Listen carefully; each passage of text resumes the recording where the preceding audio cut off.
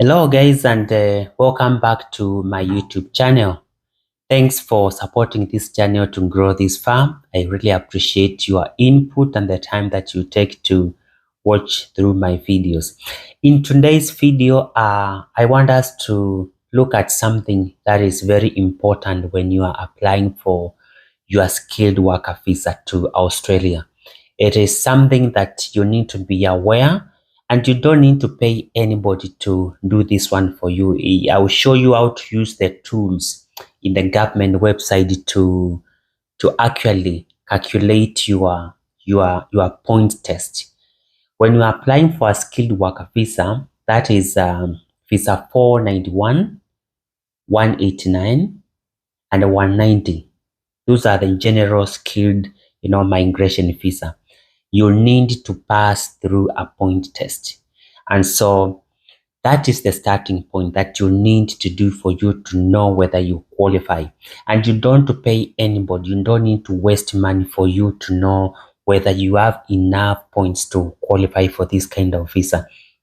So just to clarify before we go to the website and I show you how actually to do it, visa 189 requires generally all the three general migration visas require a minimum of 65 points.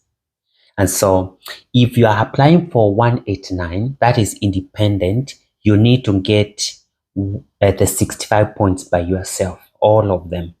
If you are applying for 190, the state, because this visa is nominated by the state, if you launch a 190, depending on your skills, a state might nominate or sponsor you. If a state nominates or sponsors you, it will give you 5 points. So the points required by you, it's 60, because the state will give you 5. You get a minimum of 65.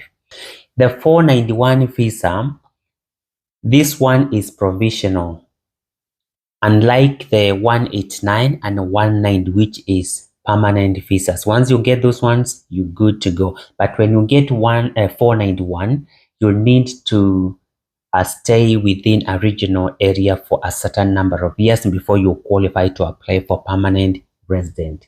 So you need 50 points with the 491, because there are two categories with the 491. You can be nominated by a state, or you can be sponsored by eligible relative. If you have someone who is related to you, maybe your uncle, your aunt, your cousin, your brother in Australia, they can nominate you. And if you are nominated by a brother or any relative or state, they give you 15 points. That means you need 50 points by yourself. And then if the state nominates you, to give you the extra 15 points to qualify to get the minimum number of points.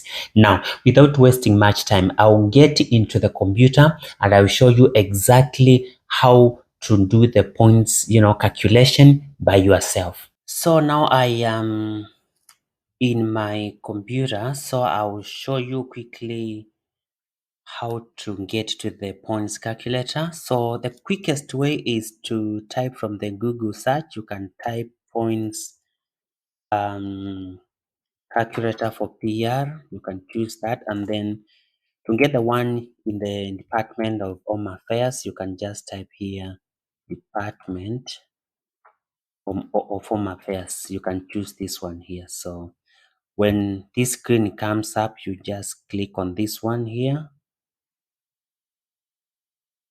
points calculator, and it will take you to the calculator in this website. This is the Australian government Department of Home Affairs, the Immigration and Citizenship. So this is the official government website.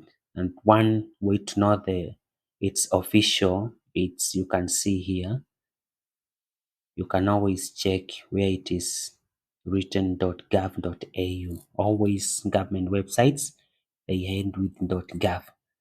Now we've got the 189, we've got 190, and we've got 491. We'll focus on those three for now. So assume you don't have anyone in Australia and you are applying by yourself. You choose skilled independent visa subclass 189. So let's click that. So it will give you, it will keep on opening the next step. So when it comes to age, when you click here, the ages are given depending on, how old you are. So assume you are between 33 years and 40. So let's click on that. English requirement. Let's assume uh, you have proficient English. So if you have competent English, you get 0 points. That means you get everything 6 in IELTS. And if you are proficient, you have every component, you have 7. And if you have superior, you get every component 8. So let's assume you get everything 7. If you get maybe 8, you can change here to superior. Points will change. So let's go with proficient for now. Let's look at the skilled employment experience. This one is outside Australia. So in your home country, assume you have worked in your current job that is between 5 years and 8 years. Let's click that. Let's check on Australian skilled employment. Now, assume if you are applying from over or offshore, that means you don't have any experience in Australia. So here we will say you have less than 1 year, and that automatically gives you 0 point. Okay, educational qualification. Educational qualification, let's choose at least a bachelor's degree. This one, I think it will give you about 15 points. Australian study requirements. Do you have at least one degree or diploma or training qualification from Australia? Since you are applying from offshore, let's say no. Any specialist education qualification? Mostly this is STEM a qualification, and if you have done this one from Australia, so here we will choose no. If you have any from Australia, you can choose yes. Let's go to credentialed community language. This is another test that if you are accredited as either interpreter or translator, and I think this is mostly in, we have some Aboriginal languages, some languages I think in India and maybe Swahili. This will depend if you want to take that test. So for now, let's choose no. Then you have studied in regional Australia. If you have not studied in any of the regional parts of Australia, we will go with no. Assuming you are single, you are not married, but between that 3 years and 40, okay, let's assume you are married for now. So let's say you have a wife or you have a husband, and then they have English, they meet the English requirement and the skills requirement. This is if they will be evaluated, together with your skills. When you are applying for skills assessment, if your partner is also given a positive assessment, is when you choose this part where it says English and the skill, criteria, if you meet that.